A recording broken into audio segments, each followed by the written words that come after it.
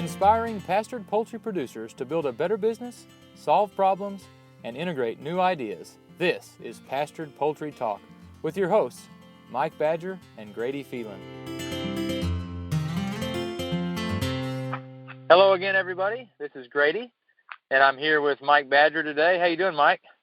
Hey, Grady, I'm doing well. We're heading into fall and Thanksgiving, and can't wait. So how you doing down there in Texas?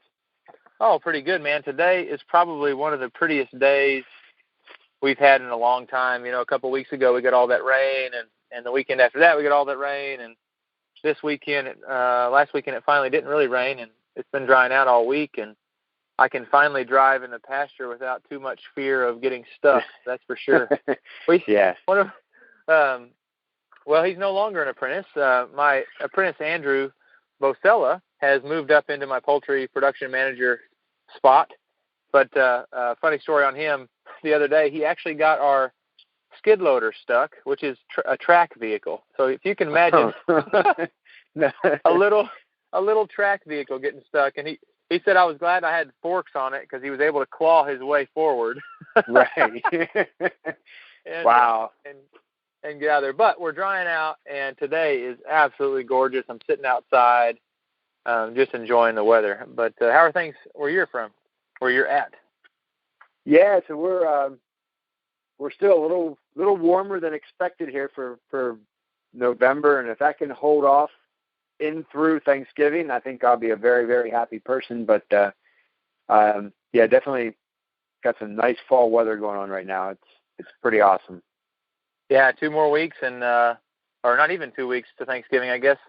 We're recording this the day we recorded. The day this airs will be less than 2 weeks away, so there's a lot of slaughtering going on for turkeys and stuff. But believe it or not, Mike, this is episode number 28, and I think we've only missed 1 week.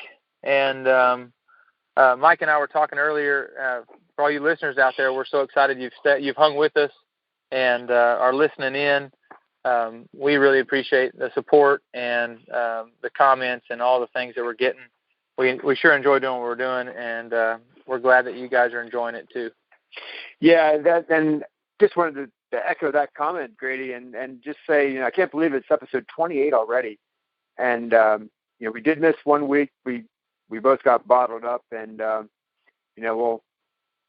sure folks noticed, but we and I just wanted to take an opportunity and just say, because we get this comment, not a lot, but often enough that we'll just throw it out there and say that thanks everyone for listening. We know sometimes our audio is challenging, in that it's low, and there's different reasons for that. We won't bore you with all those details, but that's on Grady and I's list of things to kind of improve upon as we turn the corner here into 2016 and figure out some ways to improve that. We've gotten some good tips from people.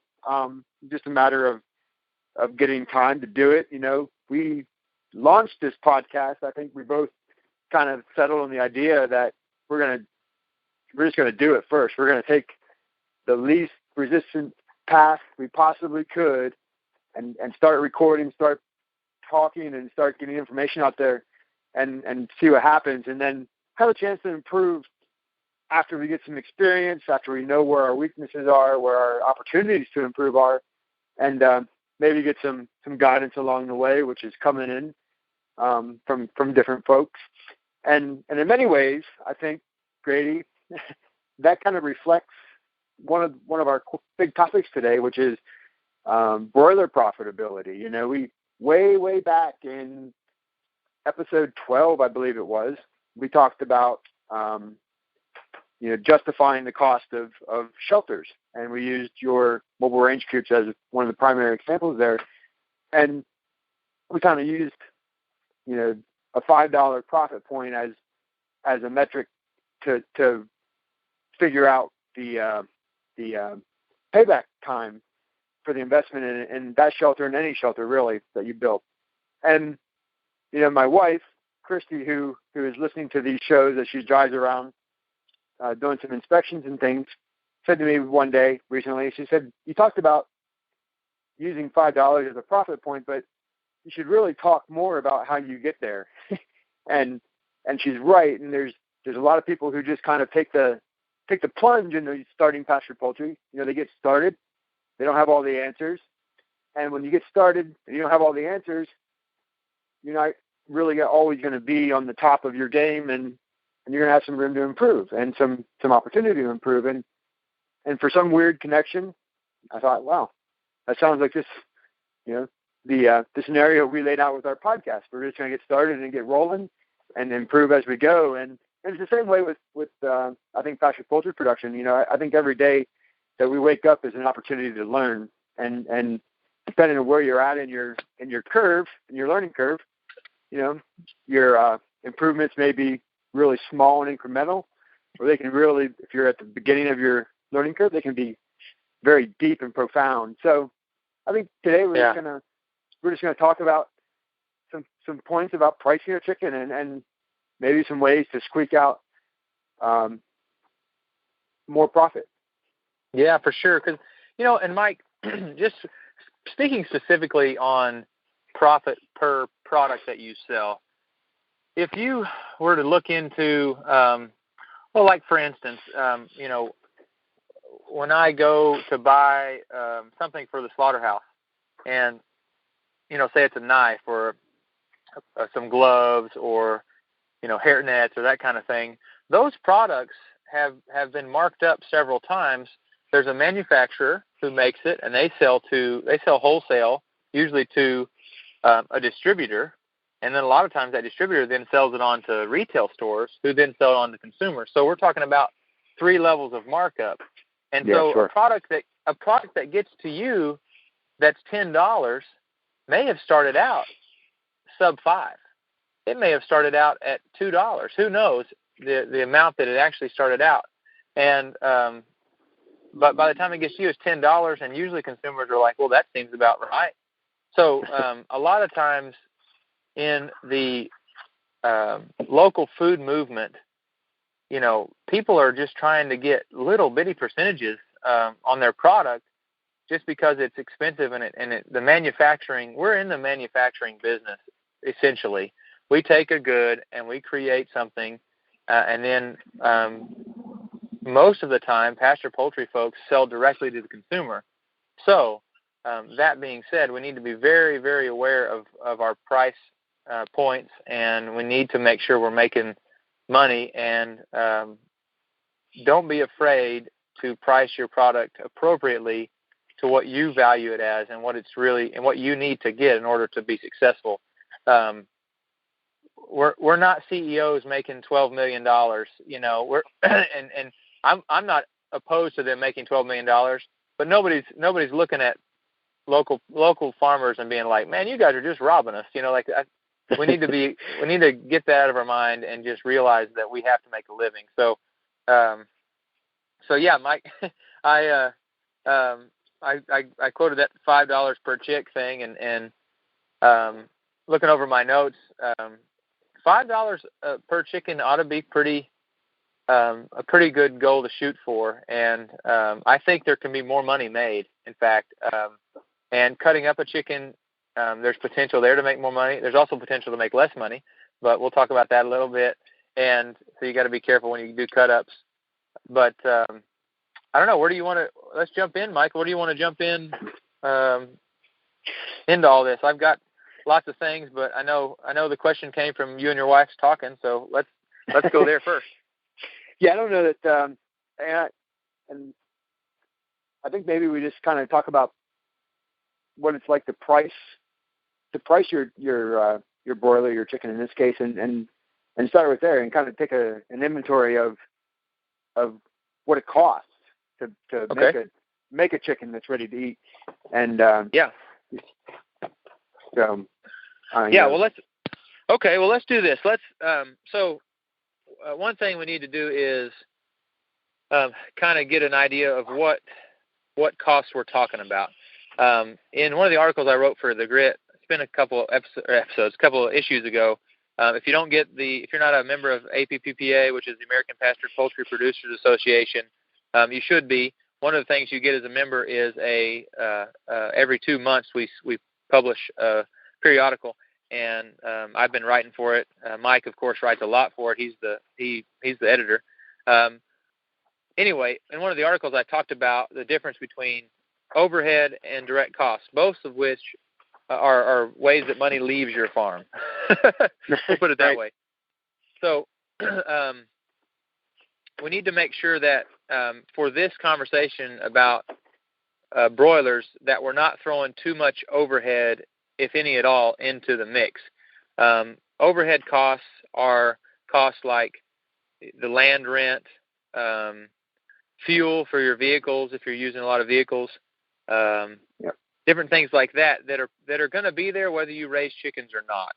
You know, if you're a farm that does multi-species, you know, you're going to have a pickup and you're going to put fuel in it, or you're going to have a family that drives the car to church or to work or to school or whatever. Right. And so it's really hard to tease out the direct proportion of that goes with the chicken. And so when I'm talking numbers today, I'm going to talk about direct costs.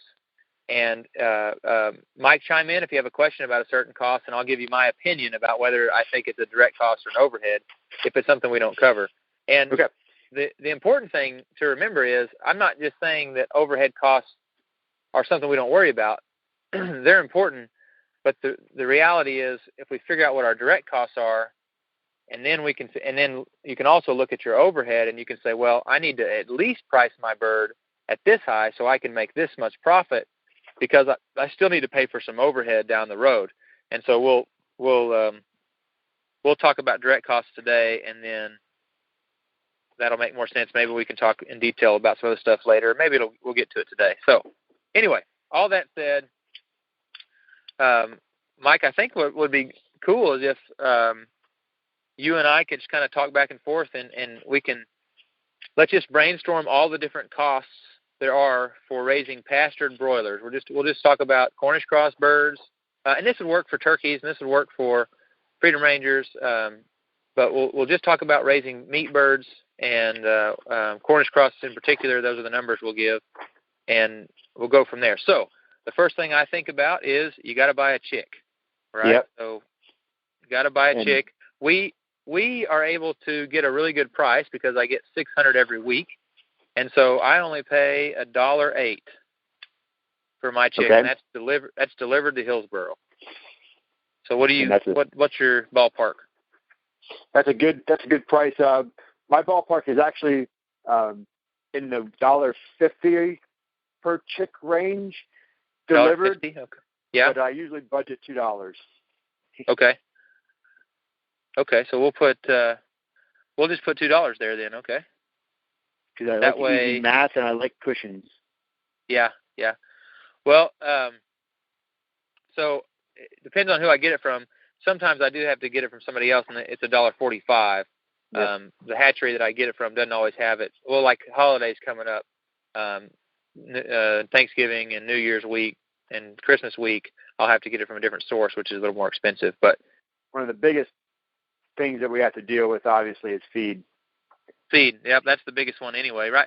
And that I would have put that one on top, but you can't feed nothing, so I thought I'd put chick on top. Right.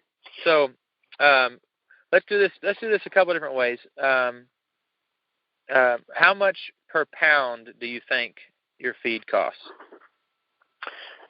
Okay, so right now in 2015, the feed that I'm buying currently, and this will change in 2016, so this is a relevant exercise for me. But yeah. We're doing a local feed that's not certified in anything. Kind of, we expect it to be a non-GMO kind of feed based on the farmer who is raising it. So we're paying. He's on 25 cents a pound at the current time. Okay, so 25 cents. That's good. That's really good, real good, man. That's real good because I'm paying 27, and okay. and that's for a non-GMO feed with Fertrell, which is really nice. So yeah, man, yep. You're doing really good, and I'm always on the look for better, cheaper feed, and we all should be, right? Yep. It should be better than what you're using now, and should cost less. Yes, exactly. That's exactly right. Don't ever get cheap, or don't ever get cheaper feed that's poor quality. That's a terrible idea. Okay, how many pounds do you think you feed of that feed? Okay, so per chicken over the lifetime. When I benchmark this, and I don't benchmark it quite as often as I probably should, but I'm at 3 pounds of feed per 1 pound of carcass. So okay. So if we did, given a 4 pound carcass, we're going to be putting 12 pounds of feed into it. Okay, so 12 times 25 cents is $3 in feed. Yep, and 4 is our target weight. We try to hit the 4 pound mark with our birds. Yeah, we've actually had a pretty big margin. I've put 11 pounds in a bird, and I've put as much as 13 pounds in a bird. Here lately, we've probably been putting closer to 13 pounds, but we've also had a lot bigger birds too. I went for a little while there. I was kind of squeezing, trying to get my slaughterhouse done, and they went a little older than I thought they would. And, and so we put a little more feed in them, so we got a bigger bird. But I probably put about, I'm going to say 12 pounds also. And so that's $3.24 for me. All right. So far, we got $1. We got our chick price. We got total feed price. The other thing that we feed that's kind of a supplement to the feed is grit. And that costs me about $9 or $10 a bag. And we were talking the other day, I think I use about 3 or 4 bags per batch. So let's say I use 4 bags. $10 is $40, and that's over 600 birds. So that's only 6 cents per bird. Is what grit costs me. Do you have a thought on what you use grit? Yeah. Yeah. Oh yeah. We use grit. We're about $8 to $9 a bag for our grit. It's a very comparable price, and in a batch of 150. This is one of my looser numbers I have, but we're doing about 2 bags of grit. Yeah. I would say. Yeah. So at that rate, let's say 16 divided by 150 is 10 cents. We'll give you 10 cents. So per bird. Yep. And remember, you guys that are listening, if you're writing down your numbers and wanting to do this along with us, this is all stuff per bird. And so what we're going to do is we're going to add all this up per bird and see what it actually costs us to raise each bird. So moving on from there, chicks go into a brooder, and so we have to heat that brooder. Well, let's talk about bedding first.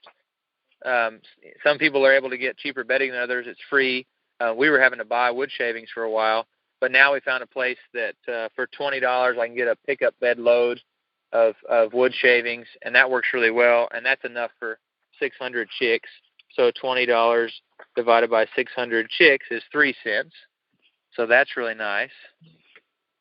What kind of bedding are you using, Mike?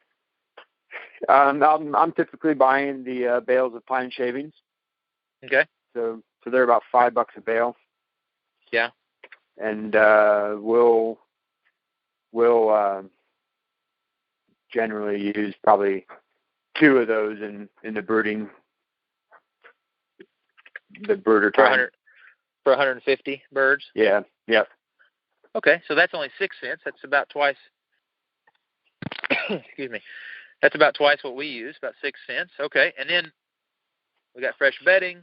The infrastructure is there, and you could amortize that out, but that's more of a capital cost, a capital investment, more of an overhead. You got to pay for if you're going to build a brooder, you've paid for it whether you're putting chickens through there or not. So you do have to pay for it, but we won't worry about that. So the water is included in that, but the actual electricity cost or the propane costs are direct, because unless you have chickens in there, I hope you're not running the propane brooder when there's no chicks in there, we use electricity. So we'll just call this the heat.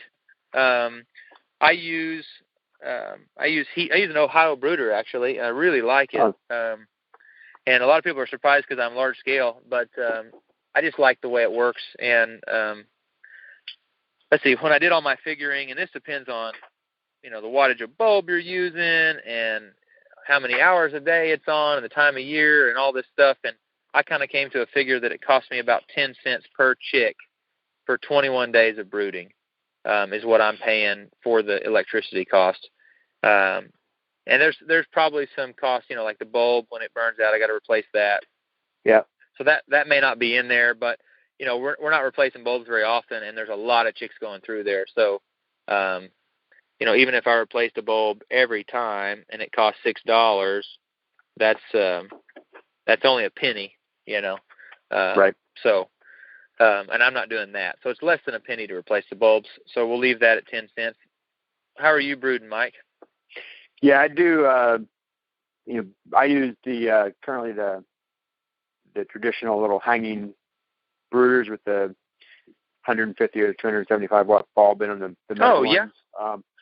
So that's pretty inefficient for me, and I don't have a number for my electricity usage. That's one of the things I've never really calculated.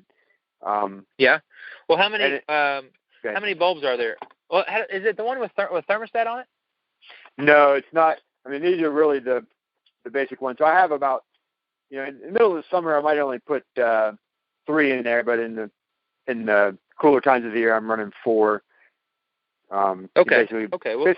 Basically kind of 50 birds per light. They're just the regular, Tractor Supply variety. Yeah. Hanging brooder. I would say you're probably close to maybe 20 cents. Probably double what I'm doing. So it's really an inefficient way. It's, like I said, we're yeah. I just say that because I have the Ohio brooder allows me to have 4 lamps, the same thing you've got, for 600 birds. Yep. But I also have some auxiliary. I do in the really cool season, in the wintertime, run some extra ones. So, I tell you what, you like conservative, I am too. Let's make it 40 cents, just because. Well, not 40. Yeah, 4 times, because you do 150 and I do 600, and we use the same amount of bulbs. So we'll make it 40 cents, and we'll see what happens. Let's just talk about labor for a second. We always tend to forget that, so let's throw it in real quick.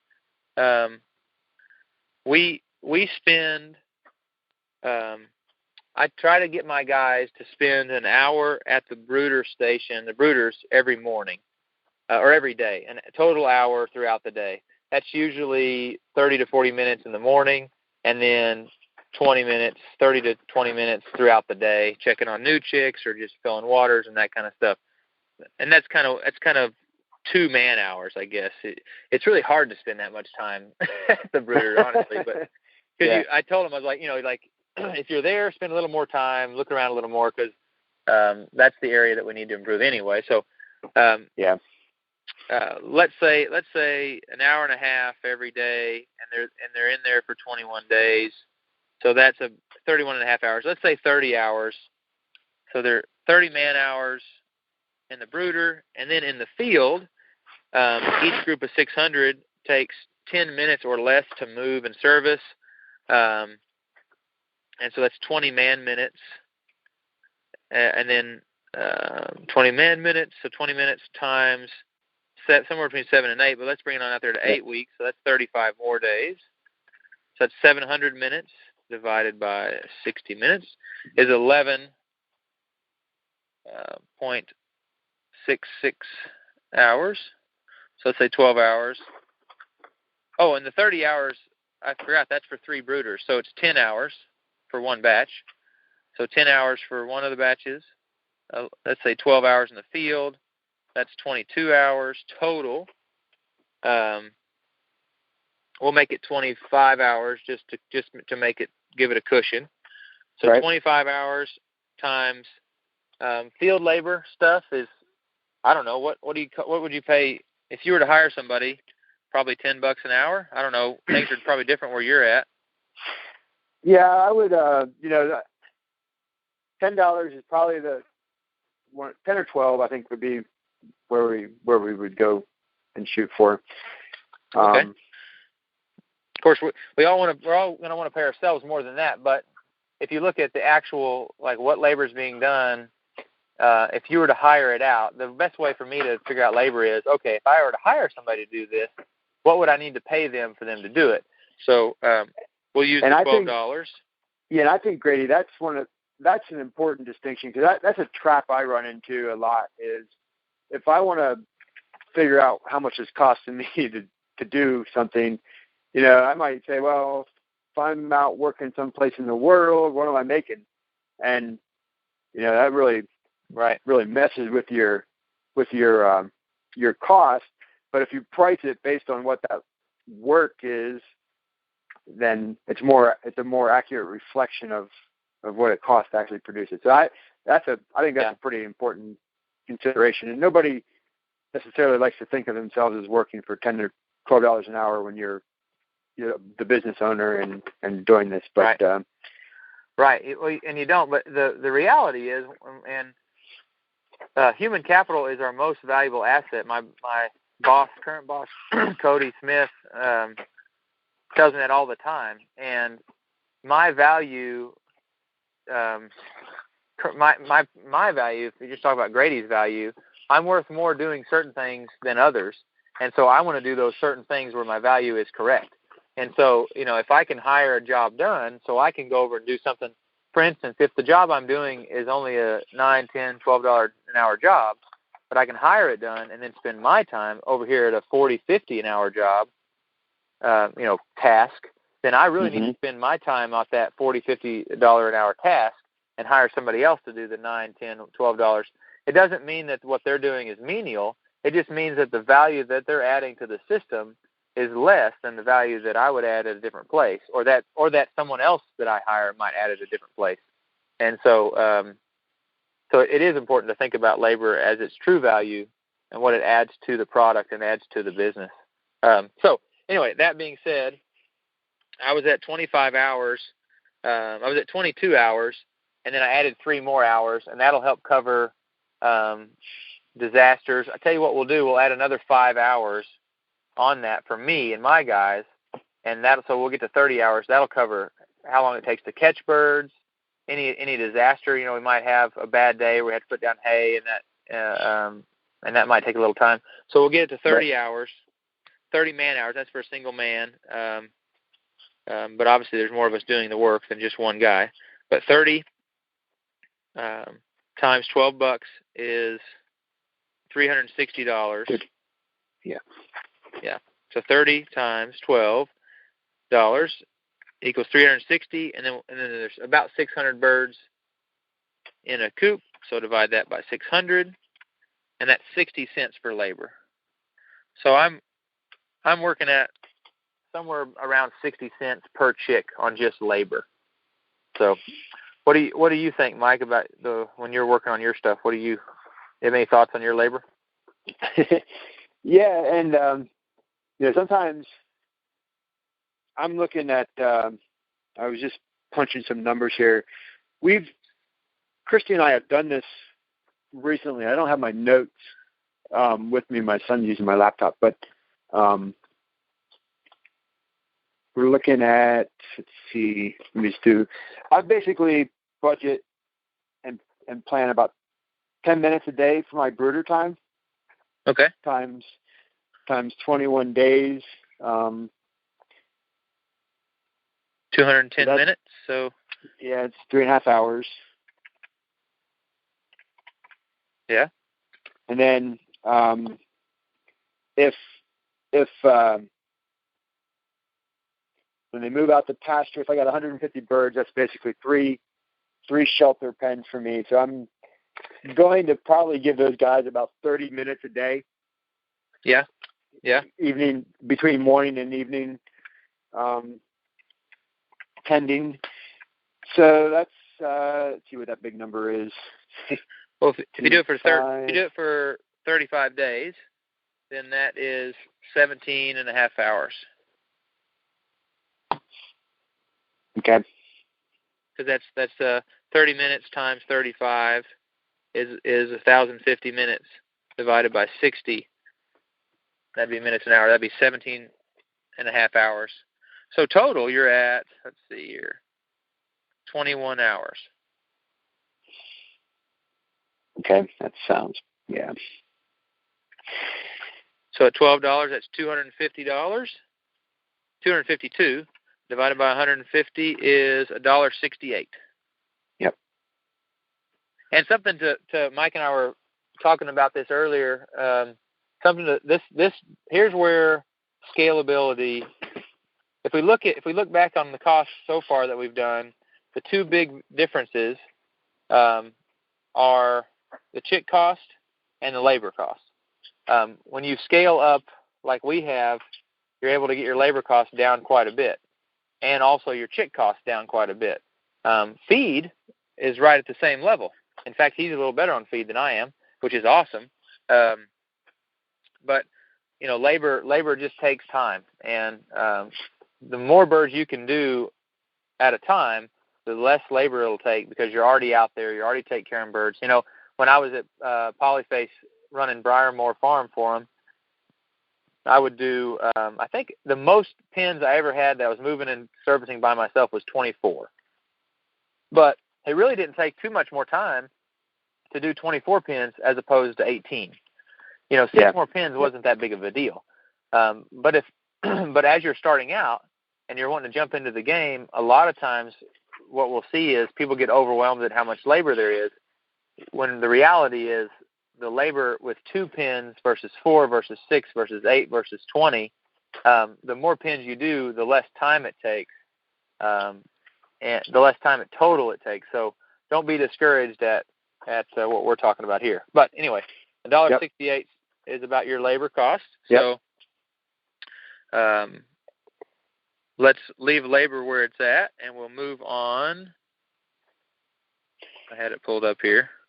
And I think as you're looking for your list there, Grady, I think that comment you just made is so important. It's something that I've talked about in the past, and I've written about it in the past. Is we have this romantic notion of the small pastured poultry flock, and people doing 25 birds a week or 50 birds a week, and just and I started there. And I realized at some point along the line, I'm like, that is absolutely crazy. Like for me, I just didn't. Yeah. It didn't work. And as soon as even at that small scale that I am now, going from 50 birds in a batch, or heaven forbid, 30 birds in a batch or something, and going up to 150 or even 200. Yeah. I just felt like I had more money in my pocket. Like I could just and just. I know that it was just more efficient. The scale of just at that small volume, just the tripling your scale, it's so much better. And if the numbers play out, and we're illustrating that between you and me right now, with our systems. Yeah, and we'll talk about this more when we get to death loss. But the other thing, when you raise your volume, events where you have a predator or something comes in and bad things happen, then it's not as detrimental. I remember the first year I moved back to Oklahoma. I was newlywed. We had our first batch of broilers going, and man, they were doing so good. I only lost we had 100 birds going, only lost a handful of them, and then but I was working full time, and so I came home one day and it was hot, and I lost, I don't know, 10 or 12 of the biggest birds out there.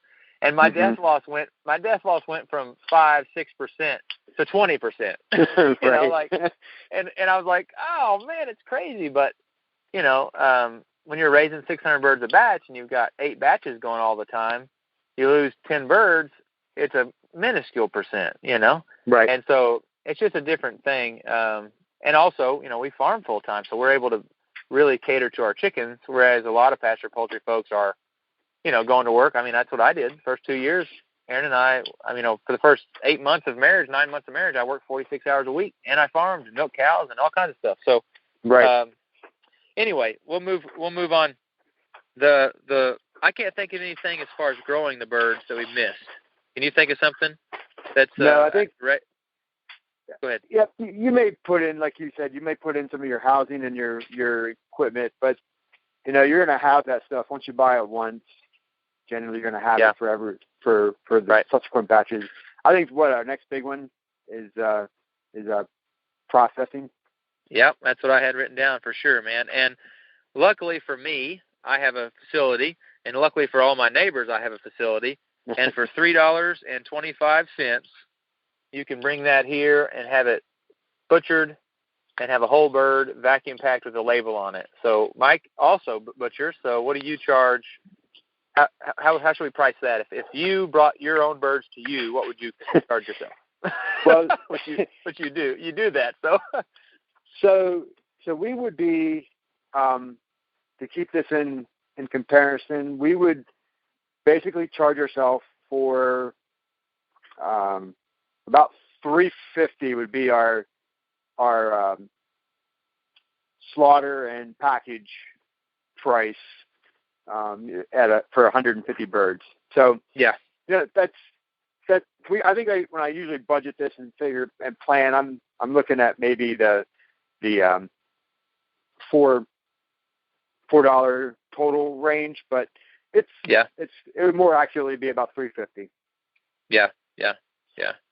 And the nice thing, like you, oh, go ahead. Oh no, go ahead. I'm gonna move on. So what were you saying? The nice thing? Oh, the nice thing with this is, being the processor that I am, sometimes I get accused of having a competitive advantage of having my own processing, so that I can, that's like free processing. But I always remind people that I'm actually doing the work. Yeah, that's right. So it's kind of like, really the advantage is that I can get paid to do that work when I do it for myself. When other people hire it out, they're still paying that same value. They're just not able to keep it. They have to give it away as a service. It's Yeah, that's for sure. That's the truth. When we butcher our own birds here, we're not. It doesn't. The true cost, of butchering our own birds is not $3.25, but at the same time, we still want to make sure that we cover those costs. So I'm going to charge myself $3.25 because that's what I charge everybody else, because that's what the value is. And so, you're right. The last one that I can think of, and I don't know how to price this, Mike, but that's storage. And so if you're not going to sell it the day you process it, which a lot of people do. A lot of people sell on processing day, especially smaller scale folks that have regular customers. Maybe you're doing 1,000 birds, you do 10 batches of 100, and you're able to get people to come out. So there's no storage fee. But that the $1 amount that I'm not sure of yet is what it costs to freeze and keep a bird. And I'm sure somebody out there has done the math on that a lot better than I have. But do you have any thoughts on that? I don't. Quite honestly, this is one of the things where I look for my profit to carry the day, to cover up those costs. I've never taken it to the point. I'm one of the people that I try to, throughout the summer, I try to store and freeze chicken so I have deliveries for my pre-planned dates. But when this time of year comes around, my goal is to be empty. Not always working, but that's how we try it. Okay. But if anybody has an idea what it costs to freeze, to store, we would love to hear them. For sure, we would love to hear them. We would share them with everybody else too. So the last thing is death loss, and the industry kind of, not standard, I hate to say that because it sounds like we're okay with it, but kind of what you hear in the industry is 10%. We've done better than that for sure. I don't know what our current running percentage is. It's probably a little bit better than 10%, but we also go 12 months of the year. So in the wintertime, it's tough, and in the summertime, it's in the spring and fall, it's better. But what do you think? What are you thinking on your death loss, Mike? I'm a little bit better than the 10% this year. I was later batches I had a little bit of loss, but we were right around 7%. Okay, so I'll do mine at 10 and yours at 7, and we'll go from there. But I always budget 10. Oh, okay. Well, if you're budgeting at 10, then let's just leave it at 10, and we'll see, because you never know, right? Yep. that'll make it easier for doing math. So Mike and I are going to take a couple of minutes and tabulate all this, and we'll come back to you. Okay, so Mike and I took a second and tabulated everything. And so my total cost per bird is at $8.63, and Mike's was at $10.94 per bird. So we talked about why that was a little bit more. His costs are a little bit higher than mine, mostly because of scale. And so the other thing we want to talk about is death loss. We mentioned that industry is 10%, so we factored that in. And the way we did that wasn't exactly correct, but we just did a multiplier of 110%. So we took our cost, times it by 110%, and that gives us what our cost would be after death loss. And this is assuming that your birds die the day before you slaughter, and that they're all super healthy and they ate all the food that other ones ate and everything went good. That's not going to happen. You're going to lose birds when they're chicks, probably a lot more when they're chicks than when they're older. But this gives you a really good buffer in case they do all die the day before, like they did that time in Oklahoma. So that being said, if this is a 4-pound chicken, my direct costs are $2.37 per pound. And Mike, your direct costs are $3 per pound. Mm-hmm. Yep. And so that being said, what do we need to charge to make at least a $5 profit? So 4 pounds, $5 divided by 4 pounds is $1.25. So if you marked up everything by $1.25, Mike, you would need to charge 4 1/4, and I would need to charge is $3.62. So in order to make $5, like this is gross product, so this doesn't cover your overhead costs, but in order to make $5, I need to charge $3.62, and Mike needs to charge $4.25. What are you charging currently, Mike, for a broiler? Yeah, so not 4 1/4. We're at $3.75. $3.75. Yep. So we're at that basically $3 or something like that. Right. Yep, for sure. So and then the other thing we have to, those of you that are buying chicken from me that might be listening are like, man, you charge me more than $3.62. Or you can charge me a lot less and make a little less money. The reality of this is that's the $5 before we talk about overhead costs. So currently, we think about overheads. We had to buy the infrastructure at, several $1,000s, talking $6,000-$7,000 per hoop. So I'm carrying that right now. We built the slaughterhouse, which was, tens of thousands of dollars, over $100,000, maybe closer to $2. We're carrying that right now. I had to build brooders.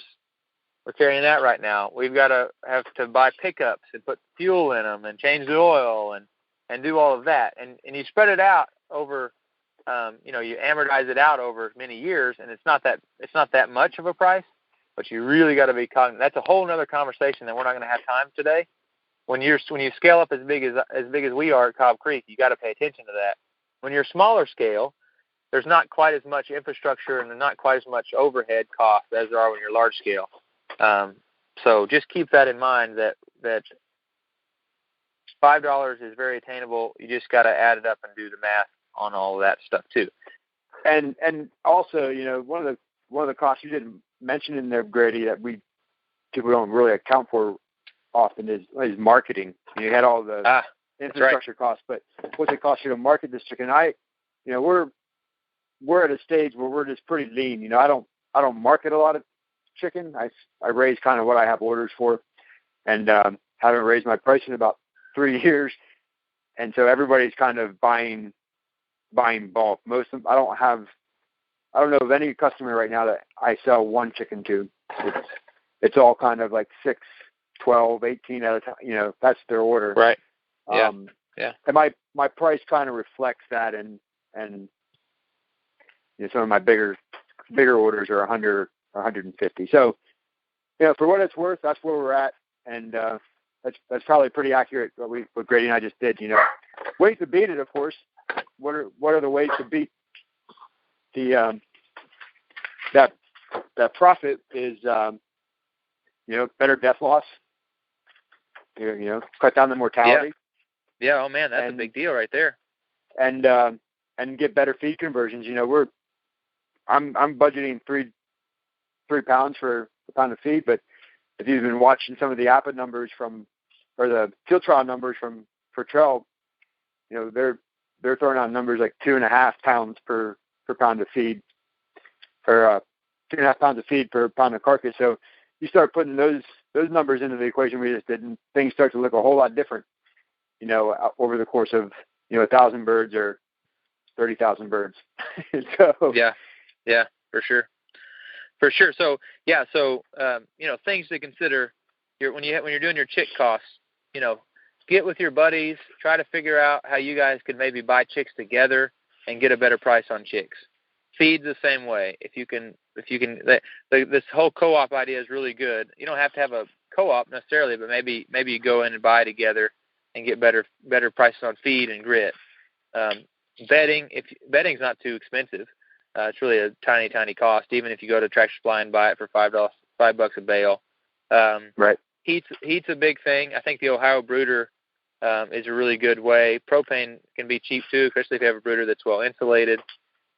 Labor's a big one, but it's hard to scale up labor if you stay at smaller numbers, and so just factor that in. A lot of people don't want to raise 600 broilers, and I totally get that. Sometimes I wonder, why in the world do we have 4,800 chickens sometimes? Why do I do this? And it's a full-time gig for several people for us. So, maybe your labor's worth $40 an hour, but maybe you enjoy it a whole lot, and that's value that I can't put a price tag on right there. So, yeah, and then death loss, like you said, the more you baby your chickens, the better you treat them, and the better your profit margin will be. So, anyway, Mike, we've spent a whole bunch of time, so we probably ought to wrap it up. Is there anything else you want to add to it before we close the door?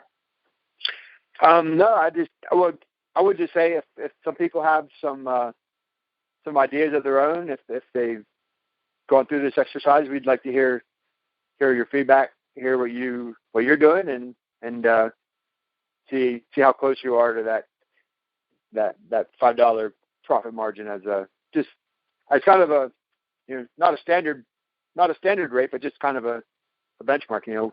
Are you there? Well, awesome. We'll talk to you again next week, Mike. Awesome. Thanks, Grady. Have a good one. You too.